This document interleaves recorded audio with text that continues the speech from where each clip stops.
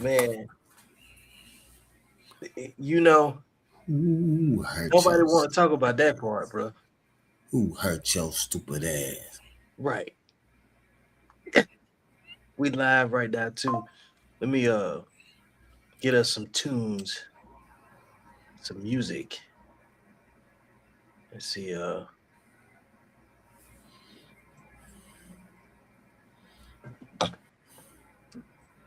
Let this timeline cook a little bit. It's a Monday too, so we Yeah, really. it is kind of dry, you know. Why is it working right now, but it won't work in a couple weeks ago? I don't know, man.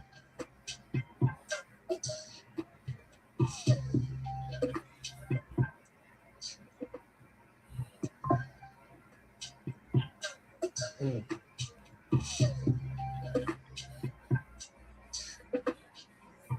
We gonna make this thing work.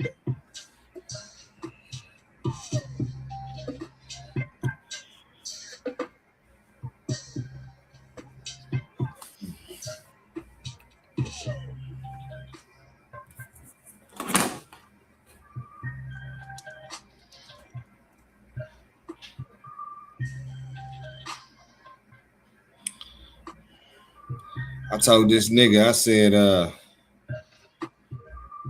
if I was a white person, I'd be racist as a motherfucker because I hate you niggas. He said, you ain't white?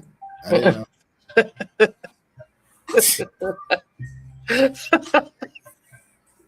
Niggas asking if I'm white.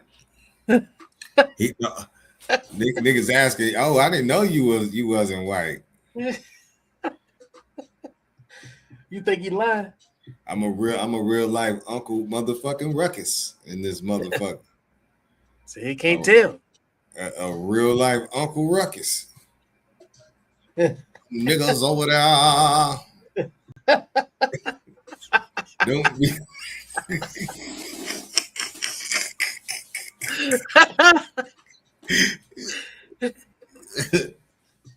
them niggas over there. Yo, this is like when you pick a side and you stay on your side, it'd be real hard to like ignore when people think that you just like them. Where can I get a KKK mask, man? Like, like at this motherfucking point, like I need all the white supremacy goddamn props and memorabilia possible, man. Because if you was what everybody told you that you was, it would it would really it would really send them over the edge. What you mean? If if they knew if they knew how much you didn't say and still managed to tell the truth to be, you know what I'm saying, your most authentic self, they really be crashing out. I be having real street niggas call me. What up though? What's going on, man? Can you hear me? Man, yeah, we hear you loud and All clear, right. bro. Yeah. What's going on, man? Man, this is overdue to get you up here. You know what I'm saying? I've been seeing you drop some content, you like highly visible and quiet and loud all at the same time, man. You know what I'm saying? Like Yeah. we got our little subgroup and we sharing information in and stuff, but man, we had a new stage in life where we really being intentional about saying, hey, I ain't gotta listen to people I don't agree with because everybody else is hurt. Yeah. And everybody been hurt to some degree because that's what produces all of this dialogue that go back and forth online. But like what are people gonna do with it though? Because you ain't gonna never get exactly what you want.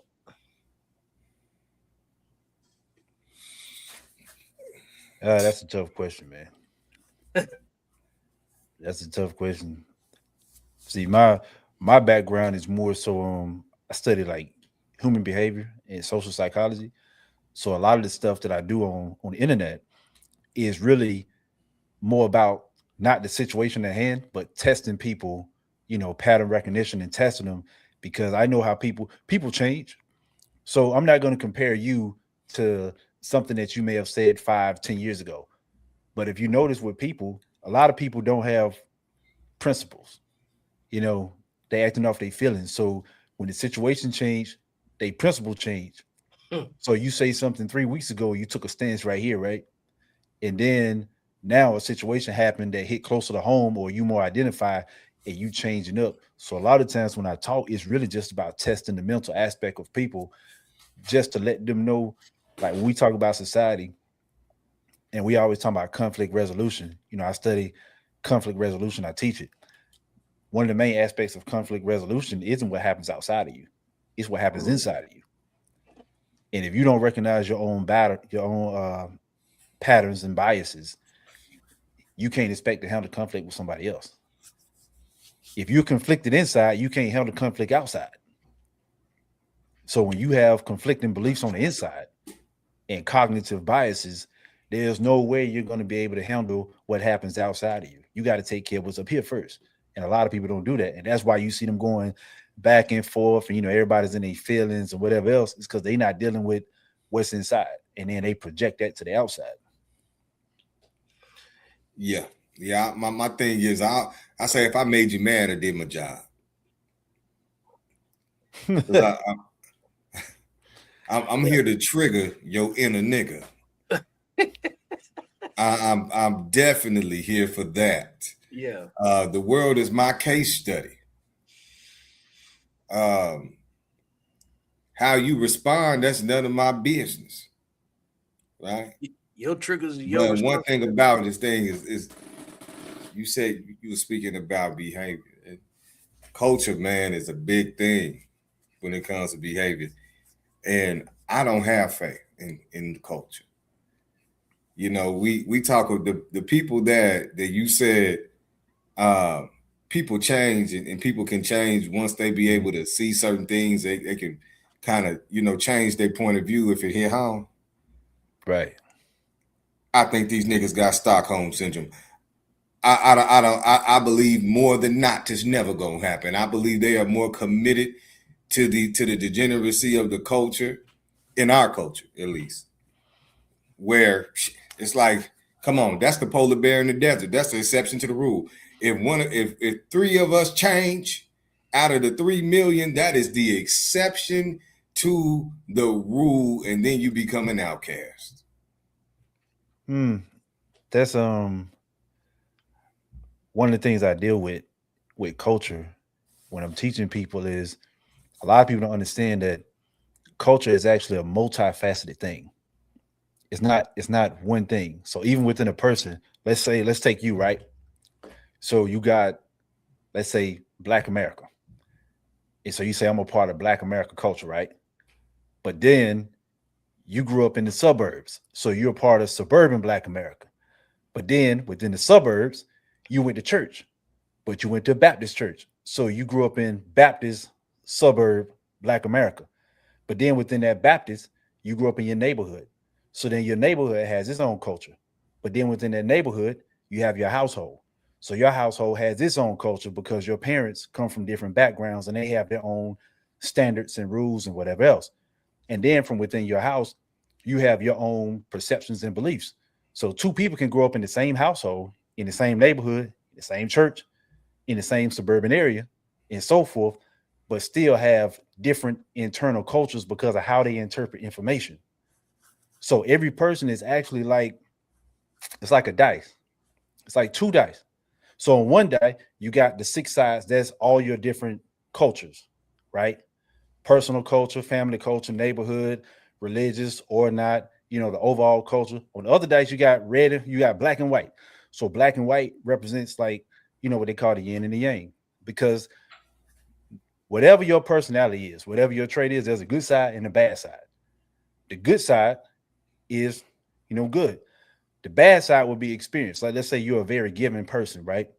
That's a good trait, but there's a bad side of that trait because being a giving person, you probably got screwed over a lot of times.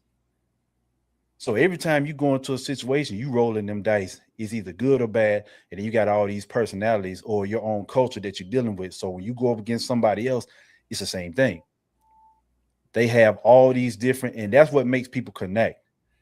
Is that they have to connect on, let's say if you have 6 different identifying markers, we got to have at least 3 of those in common. The more we have in common, the more we connect. That's why you meet some people and you can talk to them for 5 or 10 minutes and you know automatically, okay, I'm not going to be like, we probably ain't going to get nowhere. But a lot of people don't understand it. So where are you from? Now, I grew up in Birmingham, originally from Atlanta. Yeah. Mm-hmm. And that's more of a Bible belt. You grew up going to church? Yeah. Yeah. So that's what I'm saying with black people. Black culture is really simple. I'm from Kansas City, Missouri. But this is the thing. If you black, your folks is from the South. Your grandparents, if you're from the Midwest, shout out to Chicago, shout out to St. Louis, shout out to Milwaukee, shout out to Gary, Indiana, shout out to Kansas City, because all our folks is from down south. They just moved to the Midwest at some point. So guess what we're gonna do? We're gonna listen to the gospel, we're gonna listen to the blues, we're gonna listen to rhythm and blues, eat chicken, and go to church. That's just what it is. That is one of the core foundations of black culture, man. And if you go into any inner city in America, you will find common denominators. And this is why it's so easy to have the conversation, because in every inner city in America, and even in the suburbs, because the suburbs ain't that far away from the black experience, you still got to deal with black. Even the kids in the suburbs deal with the core of black culture as far as TV and music. That's what most of them emulate. There's a lot of kids, like these kids today, these suburban kids, they're more killers than the kids in the inner city because of what they see on the internet and what they hear through the music. And you hear about that, V, like the kids in the suburbs is really turning up. They're trying to get their stripes. That it's like they call it fear of missing out.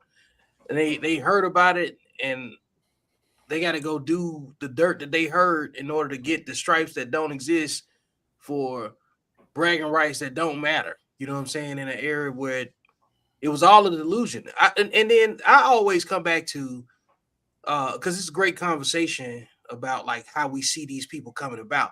All this stuff to me is about which ego is raising the house, which ego governs the house the most. But who's really been raising the kids for the last 30, 40 years? Can we say 30, 40? Definitely the women. No, not even going there. Have media? Oh, okay.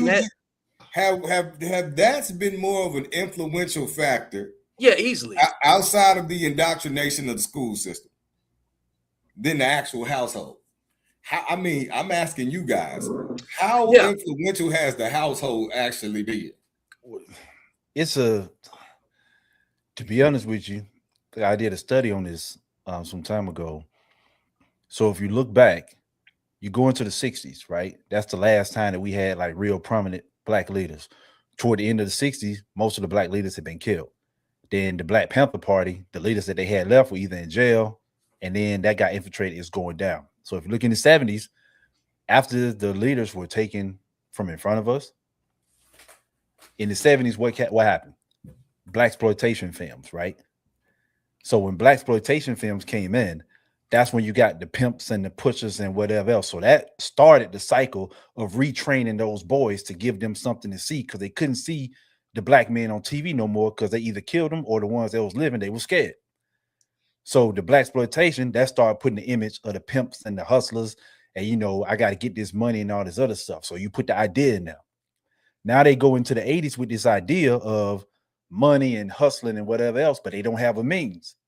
You give them a means. Now you drop the drugs in there. So you just spent the whole 70s thinking about this fast life and how to get it, but you don't know how to get it. You seeing drugs on TV, but you don't got access to it. In the 80s, you get access to the drugs. And then when the 80s is ending, you ushering in the gangster music and, the gang movies like Colors and all that other stuff. So then it's escalating. It's escalating. You go from black exploitation to the drugs to the gangs coming in the late 80s, early 90s. So all of that programming is starting to add up because it started in the 60s when they started taking the leaders out the media. So then now in the 70s, by the time the 90s rolled around, you got those same boys that was growing up in the 70s that was watching black exploitation. Now they having kids. So all those boys that grew up without dads in the 70s, or mom working too much and this, that, and the third, now they're putting what they learned from television into their kids in the 90s. And they're letting their kids be raised the same way they was raised, by the television and the music. And progressively put that in perspective when it came to the black woman and the sexual, what they call it, the sexual liberation movement. Yeah. And the independent woman movement. Yeah, that. Yo, yeah, I mean, we got a mess on our hands. And this is where we at today. That brother broke it down. He really broke down the whole goddamn conversation. He really got it started. We lost balance. We lost balance in the 90s. So in the 90s, we still had, let's say, even though we had the gangster movies and the gangster rap, we still had a healthy dose. So TV still was fighting because you still had the Cosbys, you still had Different World, you still had Living Single. So we still had balance. In hip hop, you would have rappers that would make gangster music, but then they'll make a song talking about get out the hood, don't be this, don't do that. You might have had Salt and Pepper, but you also had MC Lyte and Queen Latifah and whatever else. So towards the end of the 90s, we started losing that balance.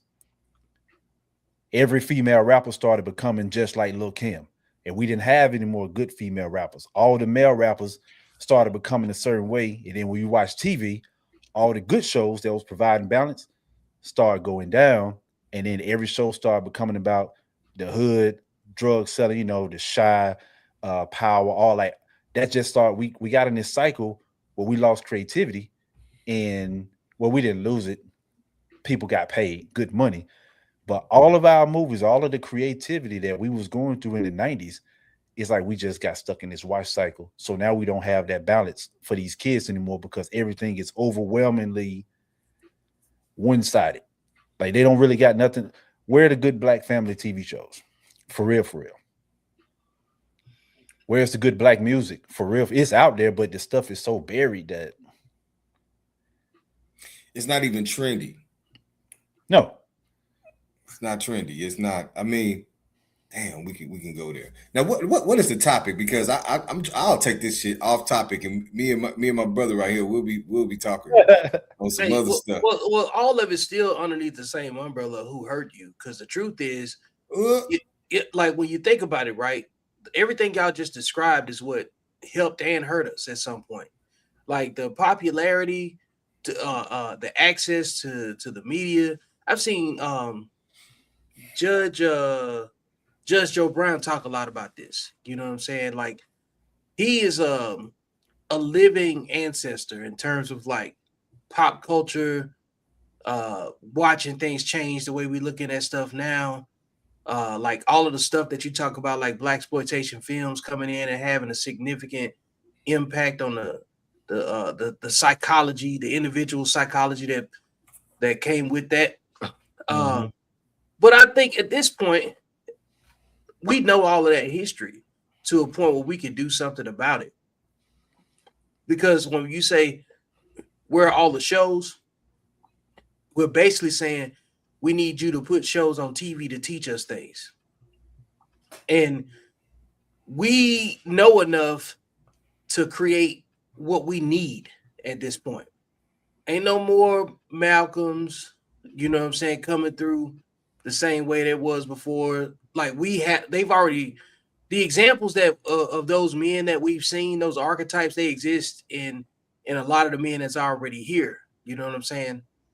And we just have to have the courage to deal with the things that we know we can change, and then have the courage to leave the things that we can't change behind. Like when we start talking about like the topic being who hurt you, that is a transcendent topic that'll always be there, because the only reason that we have conversation, because all of us have dealt with some kind of negativity, and you're trying to overcome it without trauma bonding with people that's just going to exploit you, and you're going to end up getting hurt again, and all you're going to end up doing is cycling the same conversations, the same common knowledge over and over again. Do we have the courage to leave people behind that ain't gonna do nothing but hurt us again? That's right. Whenever they say you who hurt you, you bitch. You. Now somebody that looks just like your motherfucking ass.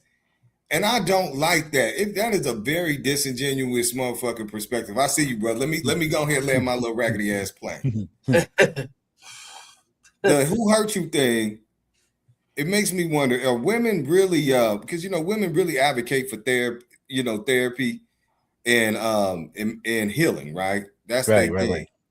I'm trying to figure out if you're really sincere about who hurt me, and it was more than likely of somebody that looked like you. Do you really care, or are you mocking me? Mocking. It's definitely mocking. Why would you do that? If emotional pain is a number one issue in their community, mm-hmm. Why would they mock someone that's going through emotional, psychological, mental abuse? It only matters if you're a woman. It only really matters if you're a woman. It's like as a man, there is nothing that a woman can do to you to justify your actions. No matter what she does, it's never justifiable to justify your actions. But on the flip side, there's nothing a woman can do to deserve whatever happens. She's going to get all the benefit of the doubt, and he's not. I tell people, so it's two things when I look at this who hurt you conversation. And I'm just going to make two quick points. The first quick point that I talk about in dealing with women in a separate identity is that I have to be honest. The bad traits that I exhibited in my younger life and the way I started treating women and my ideology about women was not put in me by television. It was not put in me by my dad. It was not put in me because I just saw dudes doing this, that, and the third. It was actually put in me from my experiences with women. That's what made me start changing. It was my direct experiences with women. It didn't have anything to do with anything else except for what I started going through as a man, trying to be a good dude and dating. When I graduated from high school, I just wanted to have one girlfriend. I joined the army. I wanted to get married. I never wanted to play the field or nothing like that. But through experience, especially after the first girlfriend, things go left. The other thing I tell people that they might not want to hear is that the biggest lie that I was ever told in my life, I was told in church, but it had nothing to do with religion. Nothing to do with religion. It was the belief that we are all brothers and sisters and that my biggest enemy was out there somewhere. But when I went through life, most of the damage that happened to me and the things that affected me the most didn't happen from police. It didn't happen from white people. It happened from the same people that I was told that we're supposed to be like brothers and sisters and we don't fight each other. We don't do this. So I grew up kind of nonviolent. I didn't want to fight. I would fight a white person in a heartbeat. And it wasn't on some prejudice stuff. It's just like, I don't really see you like that. But black people, I had a different tolerance from them. I try not to fight black people. But it eventually reached a point where you're getting picked on and pushed and whatever else. You reach a point where you got to fight back. So it's like if I give you a chart, right? And on this chart, I say put male, female. This is my who hurt me chart. I made this up about some months ago. It goes on with your topic. Draw a chart, put male, female, then put black, white, then put family, friend. Go down your list of memories and think about who hurt you. And every time you think about somebody that hurt you or wronged you, I want you to mark a column, whether that person was a male or a female, black or white, whether they was friend, family, or stranger, or an enemy. What you will find when you get down that chart is that most of your bad experiences in life, and I don't care about proximity, because that's the first excuse people to try to say, well, you're surrounded by more black people. Well, if I'm surrounded by mostly black people, then why are you trying to tell me that white people will be my problem? You can't have both of them. So when you go down this list and you see the people that actually impacted your life the most, look at the chart. The chart will speak for itself. A lot of times when people fill out their chart, they start realizing, oh, shoot, I can't fix no problems because I'm looking at it wrong. My biggest enemy hasn't been nobody out there. My biggest enemy has been this. Absolutely. This message has been brought to you by fuck you bitches and bitch ass niggas. Yeah, you grow up with love, man. Like Your perception is different when you grow up with love, man. I did music, right? Okay, was you raised in a single parent home or nuclear? Hold on, who got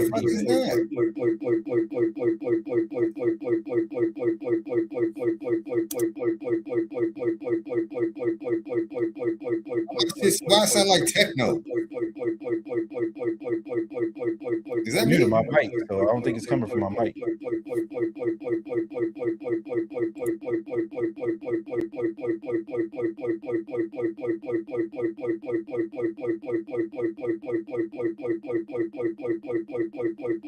Is that me? That man shit malfunctioning. Is it I can't hear you.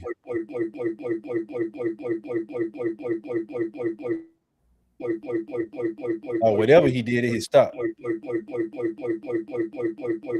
Yeah, I can't hear nothing that's coming out. Yo, you need to get out. You might need to get out and come back in.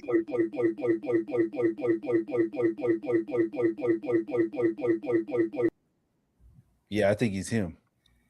Oh, we know it's him. It was I grew up in a 2-parent household, man. Okay. Was your pops in the military? Yeah, he was. So okay. He was out by the time I was born, but he was in there for a couple of years. So yeah, you grew up with structure. Now, was you a military brat? Did you travel? No. Like I said, he was out by the time by the time we got grounded. So I didn't travel like that. But the structure was still, most of my family's in the military. And when you grow up with that kind of love, man, like I used to do music. I remember one time I did a demo for these guys. Partner brought them to the crib. They wanted to do a demo. I did the demo for free, mixed it, mastered it, gave it to them. I didn't charge them because I just wanted to give it back to the game. I wanted to give it back to the city. I'm like, yo, go make somebody ourselves. I gave him a CD. Like, here, I ain't charge you for this. Dudes came back 2 days later and robbed me. Took out, they actually came back. They was probably gonna kill me, but I worked overnight, so I wasn't at home.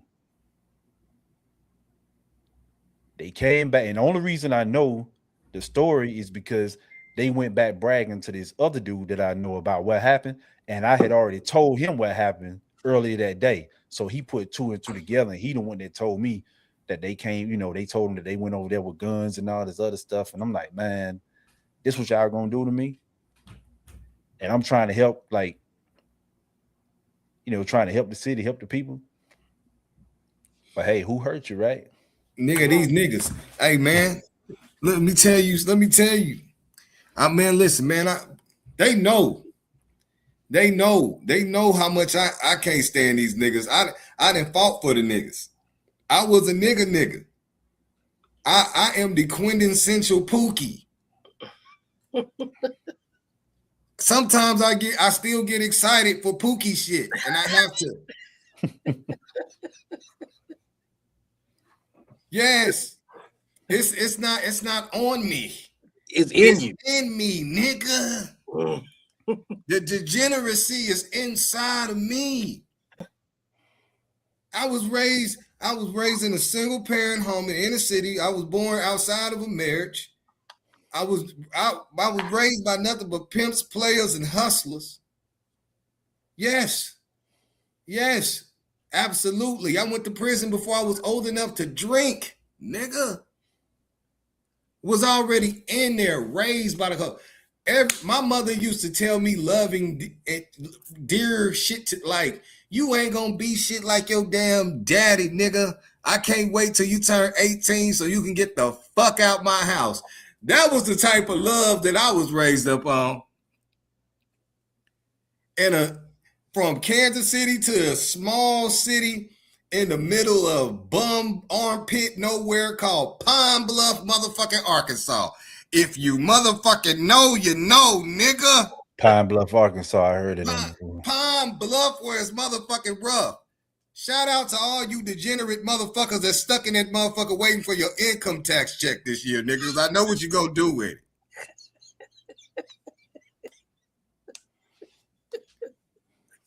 Yeah, absolutely. So fuck these niggas.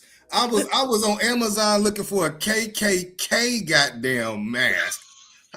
Where do you buy these motherfuckers at? Cause ain't nobody killed more niggas than niggas.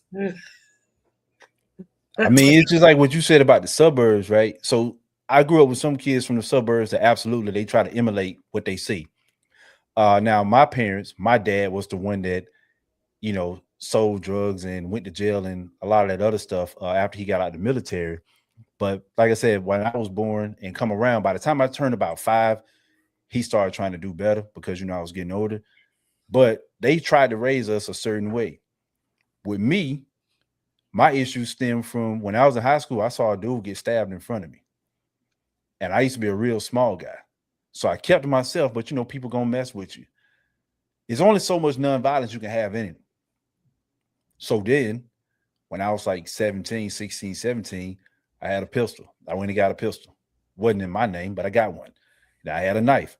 So that's when I started carrying weapons. And then that's when my mentality started changing towards people, because now everything started turning into hatred that used to be love. Everything, not hating black people, but just becoming an angry person to the point to where I was always on edge, because I'm like, yo, I'm tired of people messing with me, and I'm trying to do what, you know, I grew up watching all the We Shall Overcome and all this other stuff. I'm trying my best to live in this image, you know, that they say we supposed to live in, but it's not working out for me. Hell no, they told you this ain't Selma, nigga. Right, it ain't working out for me, and by default, unless you got certain resources, by default, you in poverty. He in Birmingham, motherfucker, got Alabama. He in Birmingham, boy. He ain't in Monkey Town. But shit, nigga. So you got to get ready. It's Montgomery. What's the other one?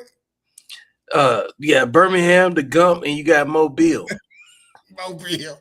Hey, there, you ain't one of them motherfuckers, boy. Look. You better be ready to go. I'm not finna be getting into it with niggas that fight alligators. Gotta be ready, man. Them country ass SEC niggas, you know, them corn-fed slave blood niggas. I'm not finna be getting into it with niggas that close an alligator mouth with their bare hands. Fuck them niggas. Them niggas go to the league, man. They freshman year, motherfucker, goddamn in college. Fuck them niggas, man. They be getting scouted in the 7th grade, man. Yeah, but down here, I mean, it's like you want to do the right thing. So I never believe in jumping nobody. If I fight, I'm gonna fight the 1-on-1. If I lose, I lose. Unfortunately, everybody don't share that same rationale. So, you know what I'm saying? I was raised a certain way to be a man. You're a man, you fight with your fist. If it's a 1-on-1, it's a 1-on-1. If my partner in a 1-on-1 and he get beat, he just get beat. Now I'm not gonna let if he go down, I'm not gonna let somebody stump him out. You know, it's like a referee in boxing or, you know, MMA. You got to jump in like, hey, that's like, chill out. That's overkill. But if he just loses, I'm not jumping nigga. This motherfucker 6'3", 4, goddamn 320 pounds, nigga. That is Thanos. We're gonna have to shoot this nigga in the leg. My partner should have been smart enough not to run. Like, you got to be smart, man. If you think this dude too big for you to fight 1-on-1, you might want to choose your words carefully. But don't run in that fight and expect me to come help you. You should have chose your words more carefully. I was smart. If I saw somebody that was too big for me, hey, it is what it is. If I know I can't fight you 1-on-1, as long as you don't hit me. Now, if you hit me, I got to defend myself. Now, I'll probably shoot you or stab you, something like that, but I got to defend myself. But see, these dudes, that's what being raised by a woman come in at. Because women don't have no sense of danger. They dumb. Women don't have no sense of danger. So a woman can see a dude 7'12", which is technically 8 feet, but we're gonna say 7'12". He's 7'12", 500 pounds. size. Out there, Wimby And size. she doggone 4'3", and she running up like Scrappy Doo on some let me at him. And you're like, yo, you finna get killed. See, the average dude, that's why a lot of dudes in fights, that's why they do jump people a lot, or they resort to shooting because they scary. Or they walk off. Like women, when you raised by a woman, you don't really have that switch in your head to say, hey, you probably can't win this fight. You should back down. Be smart. Man, they got weight classes in combat sports for a reason, man. A wise philosopher from the South said in the early 2000s, 145 amount of your weight class. You want to survive, better scramble like eggs and break fast. You gotta be smart. That's what being a real man is, though. You gotta think. You gotta think. If you can't think as a man, you watch them gangster movies, you always got that little nigga back there. When something happened, they want to go run out there, and the boss say, yo, it ain't time. But boss is like, yo, it ain't. As a man, you gotta be smart. Say, hey, this ain't the day, this ain't the time, this ain't the place. But these dudes out here, they don't be thinking, they just run out there shot out. Because they got that girl mentality. Absolutely. They crashing out. They got that girl mentality. They can't think. Well, most of these predominantly black environments are single mothervilles anyway. Single motherville. Yeah. They raise male baddies with no daddies. Absolutely, man. Especially in Pine Bluff, Arkansas, all you niggas is raised by your mama. Y'all can't wait to kill everybody. I've never seen a city so small, so violent. I lived on the west side of Chicago. I lived on the northwest side of Baltimore, Maryland. I'm from Kansas City. I think the U.S. government uses Pine Bluff, Arkansas as an experiment to see what it's like on a mass scale when there's a bunch of niggas.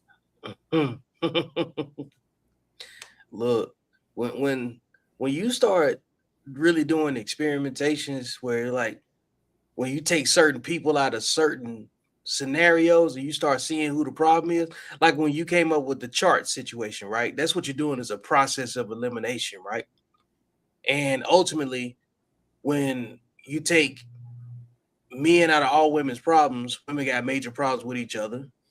And then when you take women out of all men's problems, the only problems that you're going to have from the men are the men that's raised by women for the most part. Those are your pookies. Those are your bitch ass niggas. Like you can't get a grown man out of a man that's only seen his mama solve all the problems. Yeah, it's not gonna work. It's not gonna work. You're gonna have a chaotic human being. Because, like, think about it, right? With no conflict resolution skills. Facts. Like, if I snap my fingers and we went to some kind of dystopia where we got to break down in a tribal, you know what I'm saying, level of survival. And you got the men that ain't been raised by nobody but women. And then you got the men that's been raised with their fathers. You got men that have never had to listen to a man. And you're trying to organize that group of men to listen to you. That's crazy. Yeah. You gonna get stabbed in the chest, nigga. You finna get stabbed. You finna get jugged. You know where you see it the most? In the workplace. I was a supervisor at a manufacturing plant for some years.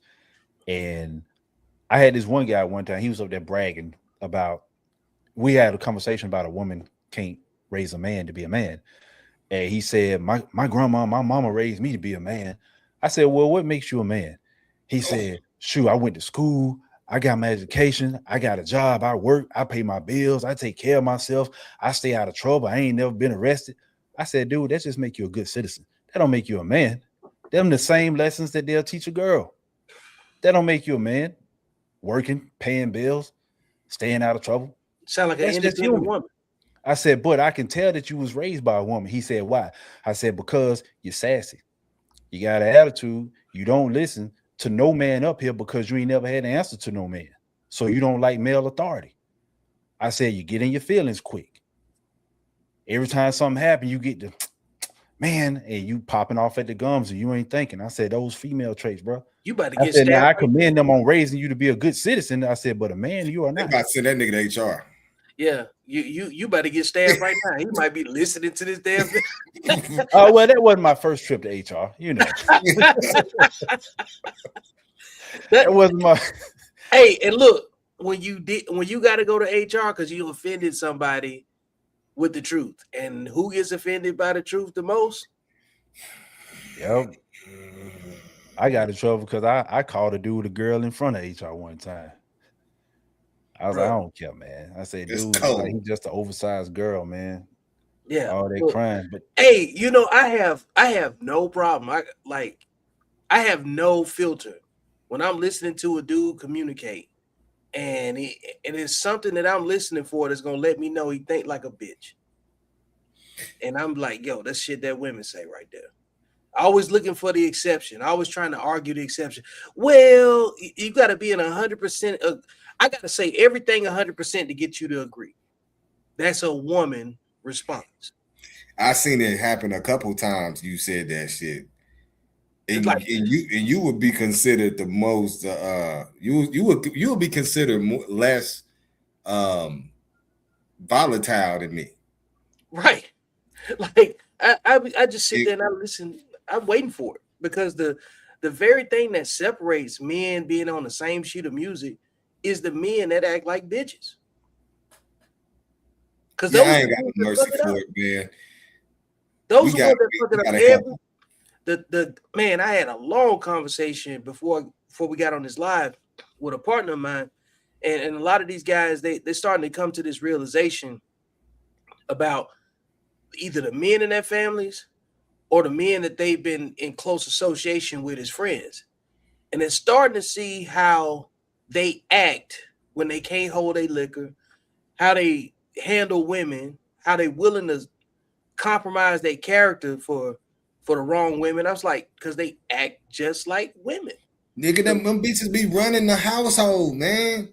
Like, man, like in my family, man, them motherfuckers, man, they are scared to speak up publicly against these motherfuckers. These women got these niggas by the balls. Super simple.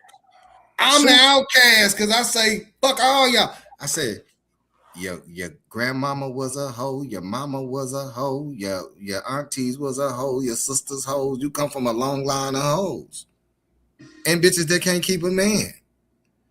Like, nigga, like, you don't think that that's a problem? And then you go get a woman just like the rest of them because they didn't taught you how to tolerate bullshit, so you used to it. And you go get you a new set of problems. You crazy. Like, God damn.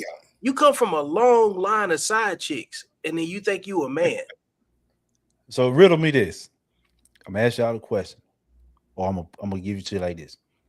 So in society, you grow up, and they always say that they like to say that girls mature faster than boys, and that women mature faster than men. Right? That's what they say, right?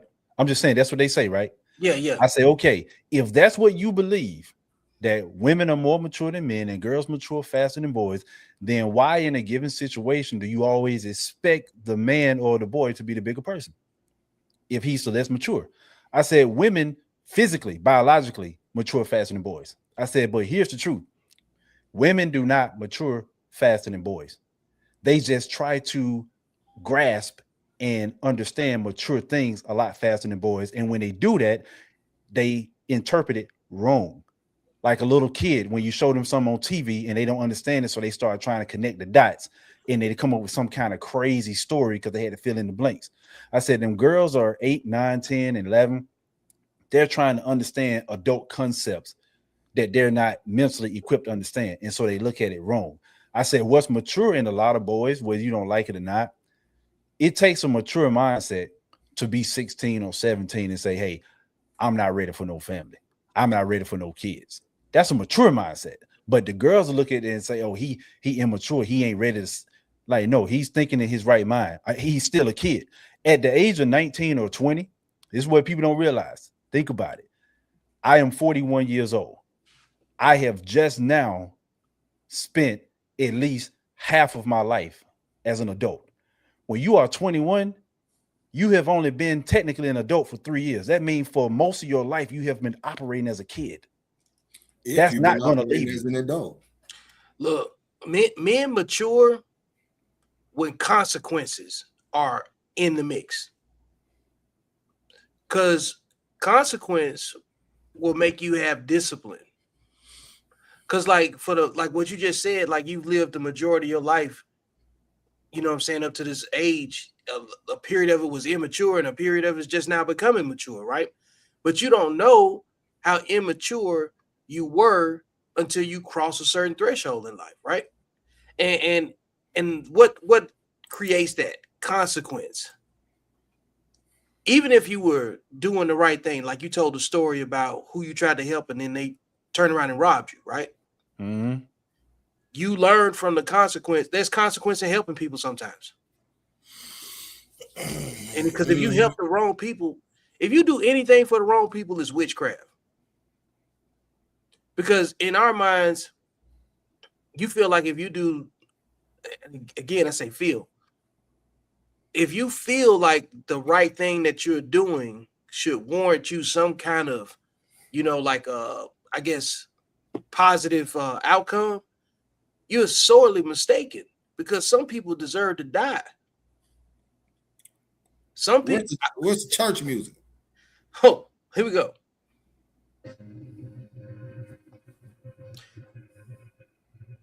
Come on, man. Like we say things all the time, like everybody can't go.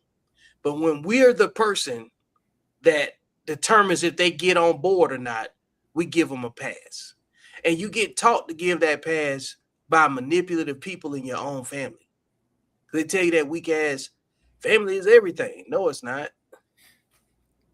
It's not. That's a delusion. And that is a fast track to getting into a conversation about who hurt you. When people go to therapy, bro, they don't talk about so much so the people they chose that created this scenario. They talk about what happened to them that precipitated the need for them to even go to therapy.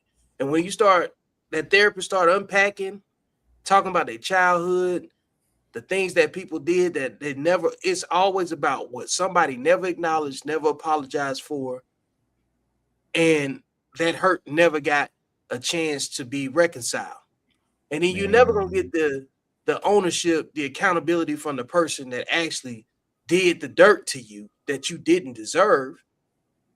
And then you have to force yourself to either choose to, accept them out of love, or what I'm saying, which at some point still becomes you just letting your abuser, have free access to you. Everybody's changed until they get put in the same situation. Like, you know how many people go to jail and they say, I'm a changed man, and when I get out, no, you're just in jail. When you get out there, you probably gonna do the same thing again. It's good, it's easy to be saved in jail. Look, you come out here in this free world, right? Yeah. And you back in front of all this temptation. So I look at therapy like that. Therapy is good and it can help. Be triggered.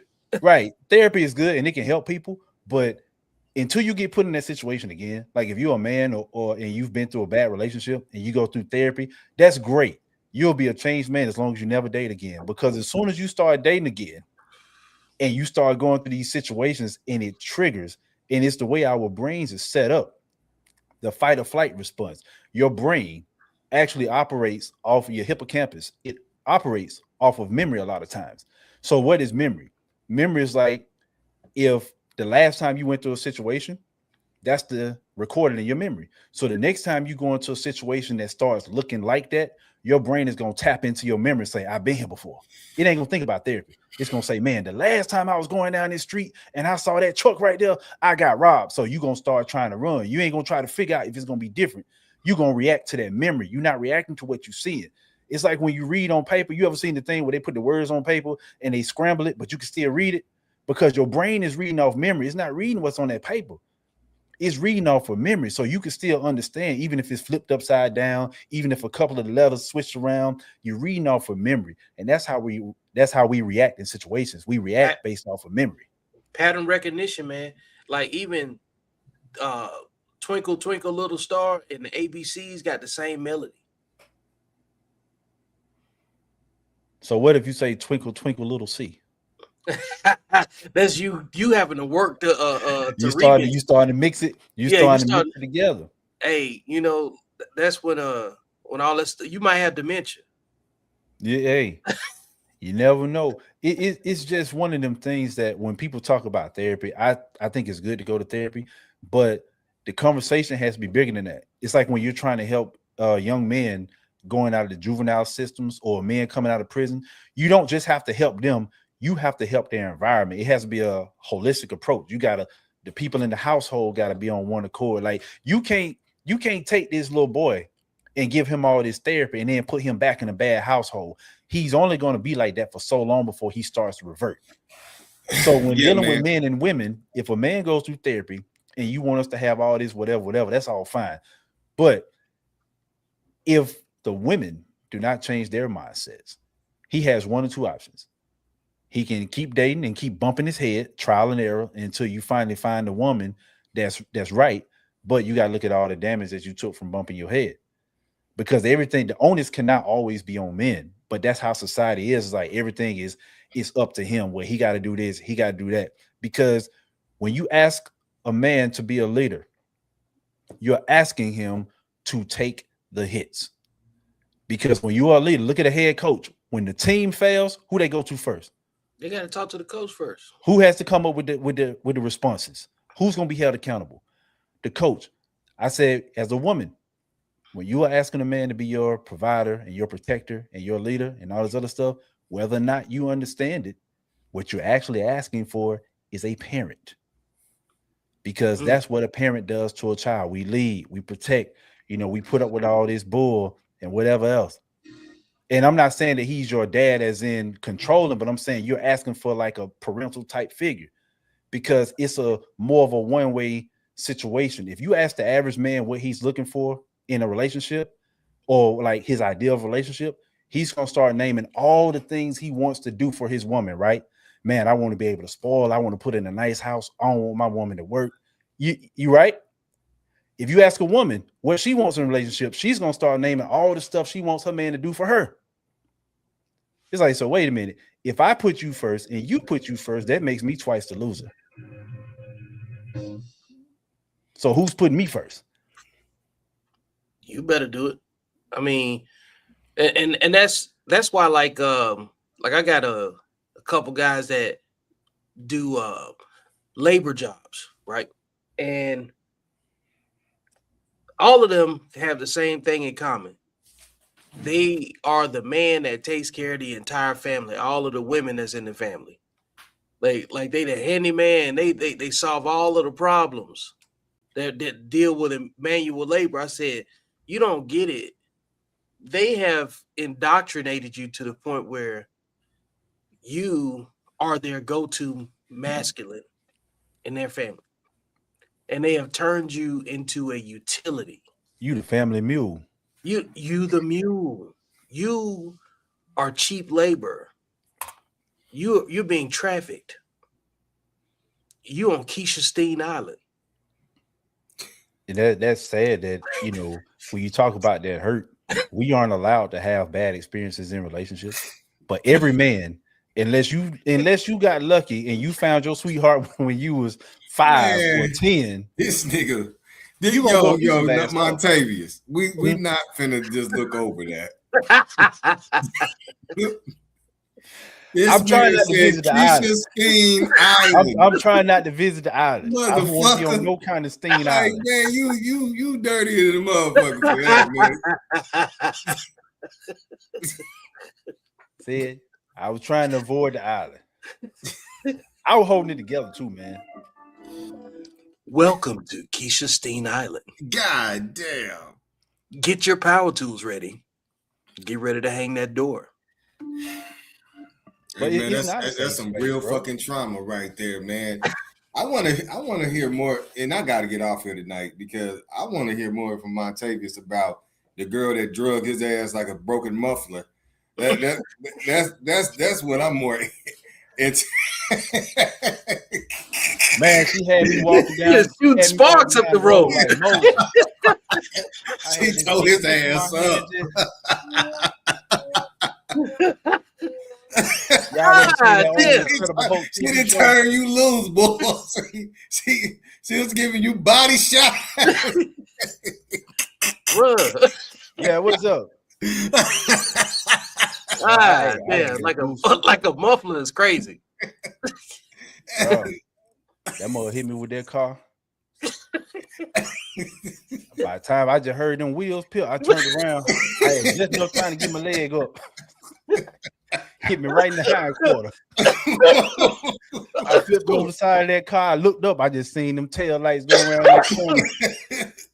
I rolled over. I got a stick. I'm walking down the side like I'm in the desert. I'm just walking down the side. I get a phone call. Like I in said, the yo, Jodeci video. who is it? It's her homegirl. She said, you still alive? I said, yeah, I'm still alive. She said, she over here crying. She said she hit you and she don't know if you're all right. I said, I'm all right. Oh, she said you want her to come get you. I said, hell no. Hell no. She gonna hit me again. I said, nah, I'm good, bro. I got out there. I just didn't want to fight. But Oh, it, man. you teach men not to fight, and you gotta walk away. You gotta walk away. And here's go to flavor one. That's why my son got sisters. I got 3 sisters, and guess what? When none of them nowhere near when I got hit by that car, so it wasn't gonna do me no good. No good in that situation. She was really about to drag your ass like a muffler for real. Oh yeah. It was a Mazda 626 white. She was gonna be mad when she saw you again that she didn't kill you. That's what I felt. That's why I said, no, don't come back. I can't run right now. Don't come back. But this is the cold part. When men talk about their abuse, they laugh about it. Yeah. When women talk about their abuse, they cry together. And you know, and most of the time, the abuse that women experience, they invited the abuser into the relationship. No, you can't Like- say that. It's victim shaming. Don't say that. Well, I don't care. You can't spell victim without the V, and I got 2 of them in my name, so I don't give a fuck. I don't care about victim shaming. Yeah. So that's what like- they love to say. like for instance, I saw this story earlier today. This woman had 2 kids that were killed by a man that already killed the previous family. And she decided, she thought her little family can't make it up. Can't make it up. He was already in prison for knocking off his previous family. She got with him and had a family with him, and he knocked that family off too. And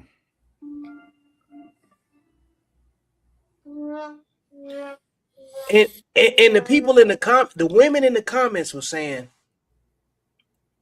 that you can't predict how people gonna react. He was already locked up for knocking off his previous family. What? This is what happens when you picked him. I can change him. Hey man, you're gonna have to clip that one because that's hilarious. You can't make this shit up. Like that It's is not like this nigga went to jail for robbing something. It's not like he went to jail for trafficking. It's not like he went to jail for some personal shit like taking somebody out with his hands. look. Well, women always think that they're the exception to the rule in almost every situation. Hey, I think he got it. I think he nailed it right there.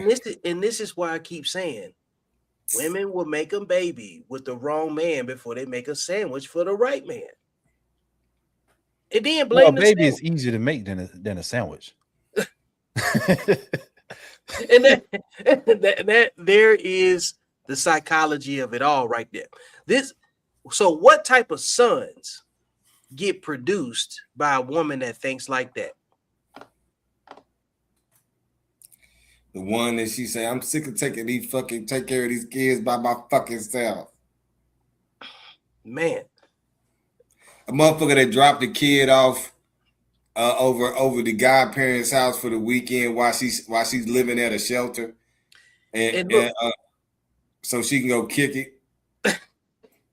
And the babies come over talking about, my mama was talking about yonis. Mama said she coming to pick us up after she finished steaming her yoni. That's exactly. You know, that's super specific, right? Mm-hmm. Very specific. Like I remember that post I had put up about these boys growing up seeing their mamas naked. Yeah. And the women was shocked that it was an issue. And then they can't understand why she big and obese and he go date somebody that don't look like her. Because he grew up seeing looking like a pack of Hawaiian bread. And Titty going to the floor. Straight up. And then wonder why he dated Titty doing the name.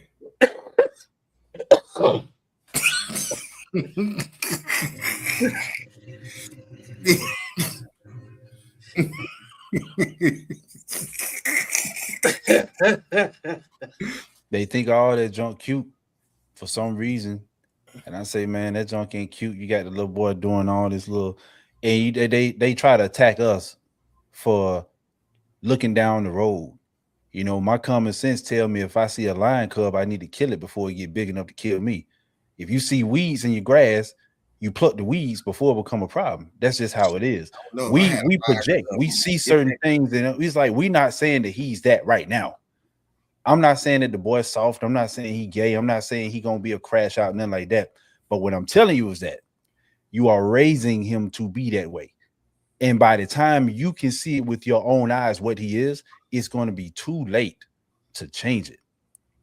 The most important years in a child's life is the first 5. By the time they're 5, their brain is 90% developed. Most of their personality is set. That means that in a point in time in their life where they don't have a lot of memories, they're not going to remember most of the first 5 years. And at a point in time where their brains is connecting all these weird dots. And I say, let me tell you something.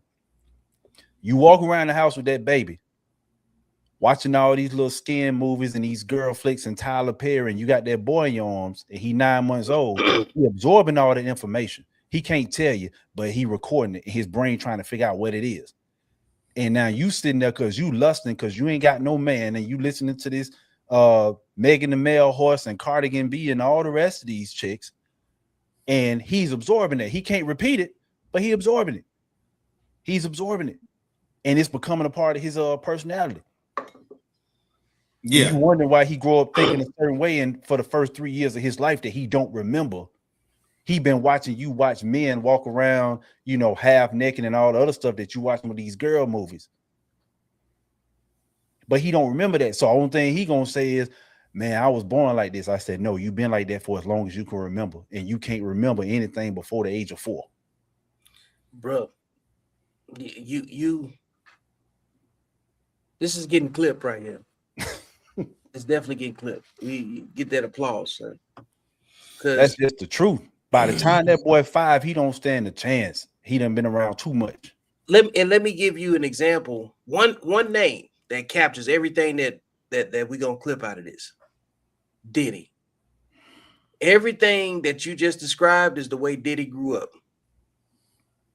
Based on the all of the information that we can see. His pops was killed when he was 4. And then his mama was a party girl that was always highly visible and used to make the kids dance and have adults over watching them dance. And then she tried to raise him with every fake masculine character possible that was on TV during blaxploitation films and all that stuff during the era in which he came up.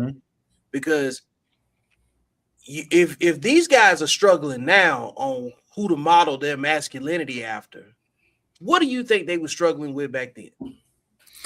With less information. Shit, these little niggas had Kevin Samuels. Hey, right. Let me tell you some shit, man. The Manosphere, that shit right there, boy. If we would have had that shit in the 80s, these hoes wouldn't stand a chance. No. And I'm not saying that the Manosphere is all the way right. No, it had enough though. In a real short span of time, because like the men that that's my father's generation, that's like I think between the ages of 60 and 70 now. Pure Them simps. niggas, them baby boomers, nigga, they simps and Pure suckers. simps. Pure simps. Everything got to meet the validation of a woman's approval. I had a baby, my uncle that's a baby boomer. This motherfucker gonna say, because he got on my page and he saw some of that new age real nigga shit I was saying about bitches. This motherfucker's supposed to be a bishop in the church. He gonna get on his raggedy ass church field goddamn Facebook and say, any man that talk about women every day got a little sugar in his tank. I said, I know, and we all know who you was talking about, nigga. And the same motherfucker got a son that's in prison for stabbing a motherfucking woman to death. So if I'm a motherfucker, if I got sugar in my tank, what is the nigga that stabbed a girl to death in cold blood? That nigga is the goddamn sugar factory. What you trying to say, nigga? Tell me He's some baby boomer motherfuckers. It's the baby boom motherfuckers. You niggas get ran in the dirt by the woman. Woman cheat on you, have a baby with the milkman, and you still took care of the motherfucker. What they say, happy wife, happy life. Man, yeah, look, them niggas. Man, They say look, happy wife, happy life. You ain't never heard no saying about a happy husband. That don't exist. preachers ain't nothing but religious offsets. In the pulpit, they all raised by women. They do everything for women, and they trying to maintain the women's approval in their congregation just so they can fuck on. That's what they done turned into now. Yeah. And everybody be shocked at preachers' kids going, wow. The pastor and the first lady was the pimp in the bottom hole when they was in the street. They came from the street first. So the psychology of their children is still from the origin of how they was moving when they like DNA is a genetic snapshot of whatever you was doing at that time, right? Like we are a snapshot of what our parents was on when they created us. So if your dad was in the street and your mom was in the club, it's not shocking that you turn out to be a wild thug. It's not surprising. That's why teen moms raise teen moms. If your mama was promiscuous, the probability you being promiscuous is high. Your dad was promiscuous, the chances of you being promiscuous is high. So these pastors that be sitting up here in the pulpits and trying to go at other men instead of minding their business, the only reason they got something to say is because they feel threatened by men that's telling the truth from where they are. It's like those pastors that fit that type of behavior, they feel threatened because if you was really secure in what you're doing, you wouldn't even be paying attention to what somebody like that saying. Nah, they probably date men. I told somebody like this. They asked me one time on Facebook when I was talking about dating and relationships and stuff like that. They said, "How come you don't never talk about men?" I said, "I ain't never dated one. The only man I know is me. I can tell you what I did. I can tell you, my experience." I said, any dude that get on the internet like these male gurus and stuff like that, and they talking about watch out for this kind of man. I said, either he is that man or he hang around them kind of men, or maybe if he changed, he used to be that kind of man. I said, but he talking about himself or his circle. I said, because that's direct information.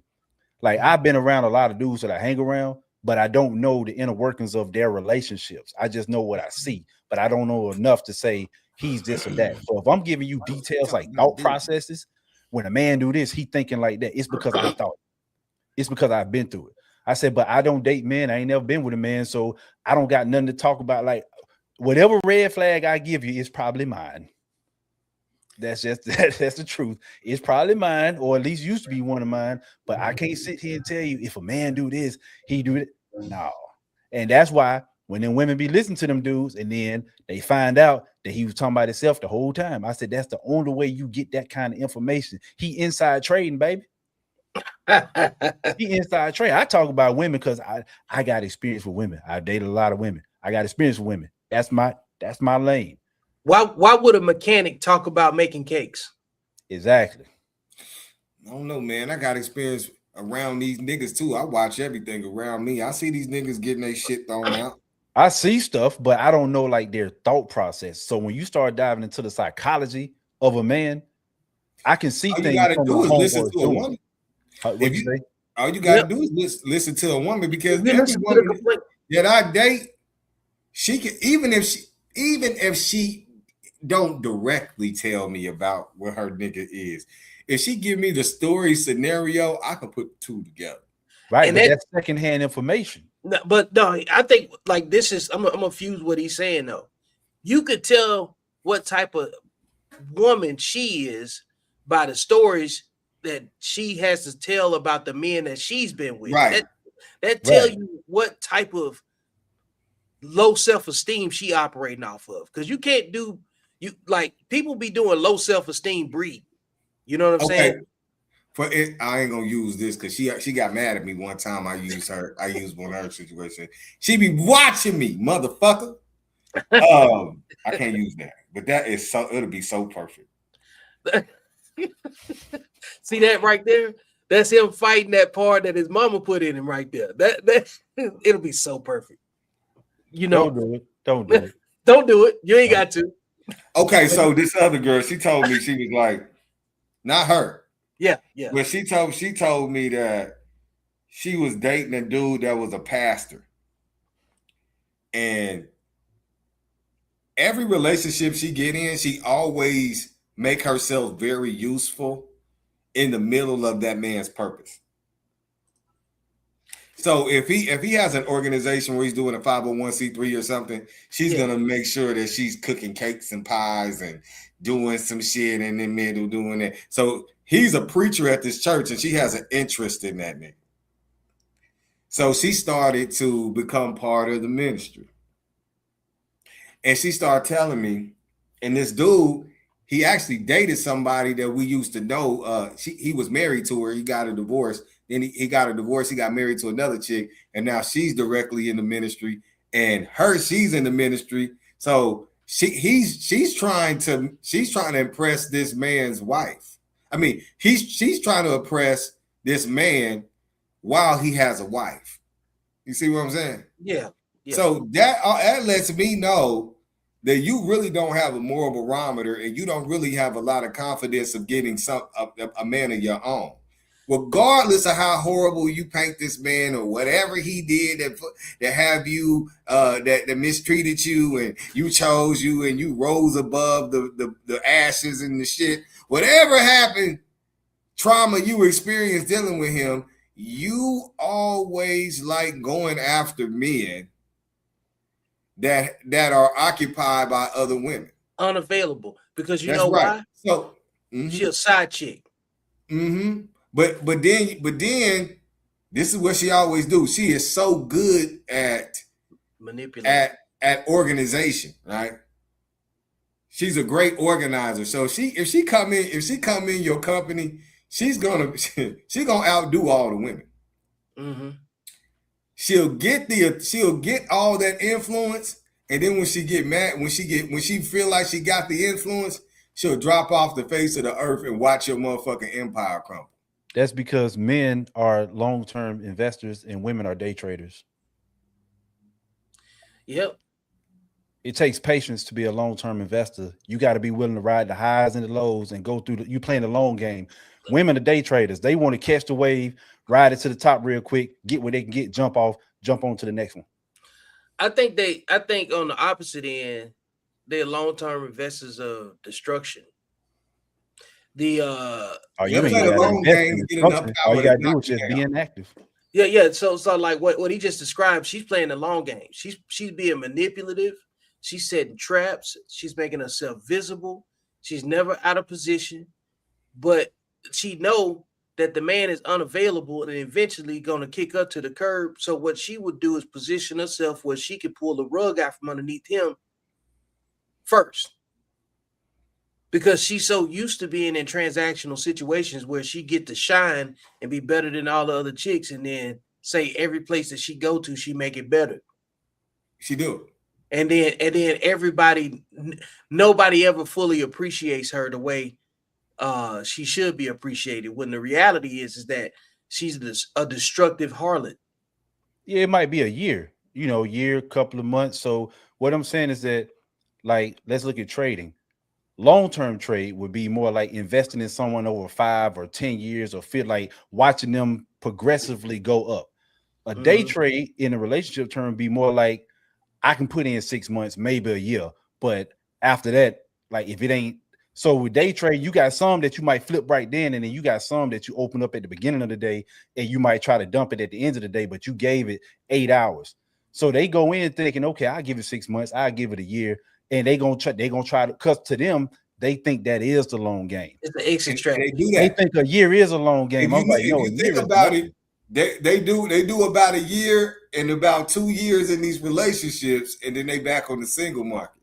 Right. Yep. But see, if you want a real man, so what they're going to do is they're going to see that woman, that rare woman that is a long-term investor. She's been with this man for 5 or 10 years and rode the wave and all this other stuff. And now that he's on the upwards move, she trying to sweep in, because you got to think day traders invest in the same stuff that long-term traders invest in, but just not for as long. It's the same stock. They're not investing in different stock. It's the same stock. They just have a different strategy. Yeah, different exit strategy. Right. They got a different strategy. So you're looking at this woman that, like I said, she's riding the trajectory. You thinking, oh, shoot, I can try to jump in real quick. I can give it a year, maybe 2 years, if that tops, and then I'm out, and then I'm on to the next. Because that's how a lot of them think. And a lot of them don't. I think they reach a point where they don't have a lot of faith. No, so, and that not a lot of faith happens when they biological clock is shit, like late 30s and early 40s. They start pushing. They trying to motherfucking fast track a motherfucking relationship, boy. Because every relationship that a woman gets in, she tries to make up for lost time, not realizing you cannot make up for lost time. So every time she exits a relationship, now she's trying to make up for the previous 2 years, and then the 2 years before that, and then the year before that. So when she gets with this man, she's trying to speed him up, or when she sees an opportunity, it's like, okay, I got to take this opportunity because I got to get my get back. I done wasted too much time. And that's why a lot of the people that be arguing in the comments, they do-over babies, because their mamas was just like that. The mama was trying to get a do-over with a new dude and make another version of the kid that's in her head with the wrong man, and she done did it again. Because hey man, these motherfucking hoes ain't shit, bro. Because in a 18-month span of time, a lot can happen when a woman's trying to position herself. Yeah, motherfucker, hey man, you be sliding them bitches, man. You call their ass do-over babies. It's fucked up. I be feeling that shit because at this point, I'm trolling and throwing shade. Yeah, like I be telling you, I can't do it. I can't. No, like, I'm here with it. At this point, it's comedy. It is, because like you ain't gonna listen to me anyway, bitch. Hey, this is for the niggas. What that nigga Master P say? This is for the niggas, the real niggas. This is for the. Let me find that. Hey, this is for the burpers and the Cadillacs and the 10s and the 12s popping in the back. Wood grain with the leather seats. At this point, you call them little running back. Gotta have fun, nigga, with the understanding, with the knowledge, with the wisdom, and just be obnoxious. Because we are not gonna live long enough to watch the tide change for everybody from a cultural standpoint. We're gonna have to utilize our passports. All you niggas that went to the military that's getting 100% disability, that's getting that residual income motherfucking check, you niggas won. Now, take that motherfucker to goddamn Ghana, Kenya, Vietnam, Thailand, wherever the fuck you want to go, nigga. Because finding a bitch here is not going to happen, Captain. Just don't go where they doing that shit right now, because I think Trump done bombed 8 different countries in motherfucking 1 year. So Just stay out of those motherfuckers. I saw that they fired some missiles or whatnot in Hold up. Dubai the other day. I said, man, these IG models finna lose some income. They can't go to their destination spot. Goddamn, can you imagine somebody just sitting in there getting pissed on and then just the window just blow up? A window, a wall, nigga, like the whole building gone. Like the building ain't gone. That motherfucker ate that shit like a motherfucking punch. Could you imagine if that happened and you got to get up and run outside? Y'all keep acting like you're gonna be alive. Like somebody might live. Think I want y'all to let me put this in perspective, right? When these folks be knocking, hey man, play that building, play the 7-star building that got hit in Dubai. Can you play it? Let me see if I can find that real quick. Like, nigga, I don't think you understand. Like, that building ate that motherfucking bomb. I've seen the building over there. I seen the building, nigga. Then what are you talking about? What I'm talking about is that these folks really do engineer, like they engineer stuff to withstand certain blasts, man. In the year 3032, they're gonna say the Arabs had state-of-the-art technology that could take bombs. Like what the fuck we talking about? What type of fucked up trauma you live in when you building your building to take a damn bomb? like you anticipate, if we got it built for war, just in case they decide to have this shit made out of vibranium and shit, like nigga. Let me see here. I said, wild in the motherfucker, man. That should be fucking me up. Like, I'm over here trying to work, clicking through shit today, looking at Iran. How the fuck the building didn't go down in Dubai, nigga? Come on, man. Like, they was setting all kind of shit on fire. It said Iran targets CIA headquarters in Dubai. Bro, it's just so much stuff over here. Like, they aiming at everything. And it's still there. A golden toilet flew out the back of the motherfucker. Yeah, like they talking about the Burj Khalifa was the one that survived. That motherfucker hit the rich part of the building, the very top. Yeah. Hang on a second. Like, yeah, they hit Jumeirah Beach too. Damn, like the rich part, like you was talking about. Hang on a second. Yeah. Share this. They're not gonna be able to get flued out for a minute. Now they got to come up with some income. Yeah, they can't even leave the country right now. Are you gonna see a golden toilet and a BBL just fly out the back of some shit?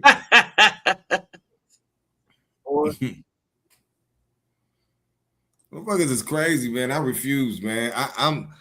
I'm showing my ass. I don't give a fuck. Authorities said 137 missiles and 209 drones were fired, most intercepted, but several caused damage at major landmarks. 4 people were injured in a fire on the pub, while debris from an intercepted drone ignited the Burj Al Arab's outer facade. Civil defense teams quickly contained the blaze. At Dubai Airport, 4 staffs were wounded and a concourse sustained minor damage. In Abu Dhabi, 1 person was killed and 7 injured in an incident at Zayed International Airport. The unprecedented attacks forced the UAE to close its airspace and deploy emergency teams across key sites.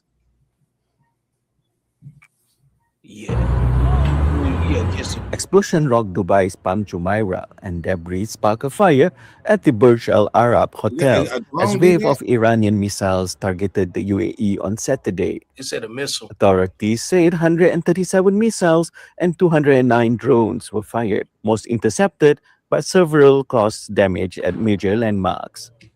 4 people were injured in a fire on the pub, while debris from an intercepted drone ignited the Burj Al Arab's outer facade. Civil defense teams quickly contained the blaze. At Dubai Airport. So, a drone did all that? No, that was just one of the missiles that they couldn't stop. They said it was like 139 missiles that was fired, but they was able to intercept most of them, but that's the one that they missed. How many of them did they miss? They didn't say in that particular video, but the fact that that's the only issue they got, where Dubai is located at, it's pretty solid. You know what I'm saying? That's acceptable. Only 4 people, were casualties there because, like, man, the Burj Al Arab is on Jumeirah. That's the island they built, like they dredged the soil and they built that island like out of the ocean. You know what I'm saying? They went and poured sand into the ocean to build an island community. And the Burj Al Arab is like it's the building that looks like the letter D, and they can land a helicopter. Man, they land a helicopter on it and everything else. Man, that place is an amazing sight. So it puts things in perspective when people be talking about going to Dubai and hang out. I'm like, bro, do you know the area? You know how close you are to. So if niggas was on vacation right now, we was in that bitch. Yeah, you'd be. We would have heard boom. Yeah. Oh, heard. You probably would have had to duck. Yeah, a lot of that stuff is right there together. Most of these places that people want to go vacation at are in terrorist hotbeds. Like people want to go when they say they want to go to the Maldives, they never check the Department of State websites to see like what's going on in that area. You know what I'm saying? They just think it's all vacation. It's just like when people go to Jamaica, but they don't never want to go to. But they tell you to stay out of Kingston. They tell you to stay out of Trenchtown. You know what I'm saying? Stay in Montego Bay. Don't go nowhere else. Stay right here. Don't go across that road. Yeah, talking about going to go buy some bud. You know what I'm saying? Because you in Jamaica, like they ain't never seen another version of you 72 times earlier this month. You crazy. Pass me the jar right now. Yeah, niggas is crazy. You go to Mexico, you wanna go drink some organic tequila. Like, I mean, they was talking. Let me get off of this motherfucker. It's getting late. Let me go because we need to continue this again. Yeah, man. But let me pull y'all up here real quick. Man, glad that we was able to finally get on here and put all these thoughts together. Because I think we need to keep this going. You know what I'm saying? Who Hurt You is a good title to work off of. Because that's what everybody come online about and talk about who hurt them. Man, you hit me up whenever, boy. I got a lot of free time. You said I hit you up when? You hit me up whenever. Like most evenings, I'm free. In the daytime, I won't be like I can't join a live in the daytime because I be working, but I be in my work truck. But pretty much most evenings, all you gotta do is give me a heads up so I make sure I'm in place. We'll do. Man, look. Dontre, man, it's always good. Been a minute before we able to get back up here, but we made it happen. Montavious, it was good meeting you, bro. Yeah, yes, sir. Same, man. I enjoyed it. Look, man, Vic, it's always a pleasure. You already know how we do it. Yes, sir. And for everybody watching, man, appreciate the engagement in the comments. Shout out to Dion. We got to get him up. Shout out to the too. whole chat. Yeah, straight up, man. Cause chat been active the whole time. We wouldn't even reading that shit. Yeah, shout out to Jess. Shout out to Maury. Maury. Yeah, man. Y'all been real supportive, man. I appreciate y'all. Eugene, Jay Patrick. You in the motherfucker. Yeah, man. Shout out to the chat. Yeah, we got to do something for the chat, man. Shout out to the chat. Thanks. You know what I'm saying? Y'all get that round of applause, as well. Because without y'all, we don't know which direction we need to go with it. You know what I'm saying? Because we gotta make sure we support the people that support us, man. So hey, we had some motherfuckers on here. That motherfucker got up, man. That motherfucker was on. Cooking. When Montavious was talking, that motherfucker was cooking, bro. Yeah. Hey, man, straight skillet. That nigga was talking about getting drugged under that motherfucking car. Hey, hey, for all of y'all that's in the chat that got a story you want to tell about you getting drugged like a muffler, you know what I'm saying, and get it off your chest and let somebody else know that they not alone. Bring it up here to Who Hurt You, man. So this place to get it off. What up with you, bro? Glad. Hey, we get ready to get off here now, but how you get on this motherfucker this late, dog? Come on, man. Hatter, you tripping? Yeah, bro. Hey, come on. Late to the They party. making Nigga, content like you we. crazy as hell. So I mean, let's do it. What you want to do? When you want to do it? Hey, We can get back on tomorrow. nigga, tomorrow. You asked me when. Well, shit, you on your own, Montavious. I'm cool. I Yeah. God damn, give a nigga a day in between, like. Yeah. But Yeah, I'll be good for Wednesday. my boy said I got kids, fam. Mhm. Nigga said I got kids. Yeah.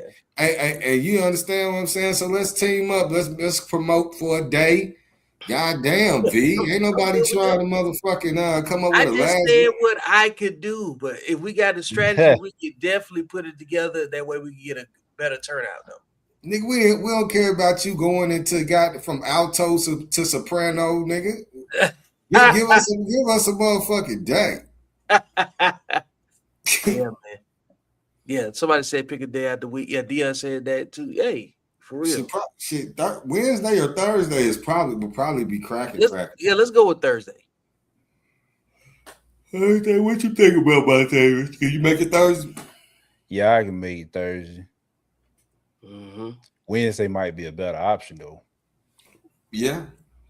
Cause don't nothing happen on Wednesday. I'm just thinking ahead of time. Like let's say, man, they be doing all kind of shit on like Wednesday. They be going to the poetry club. Yeah, most people I know that stream, man, it's like Thursdays or Monday. For some reason, a lot of people don't touch Wednesday. That's true because I run a couple of different pods and Wednesdays were really productive because I didn't have to compete with nobody else. Well, let's go Wednesday. Shit, give me a day. All right. Okay, we go Wednesday. All right. Y'all have a good night, man. All right, peace.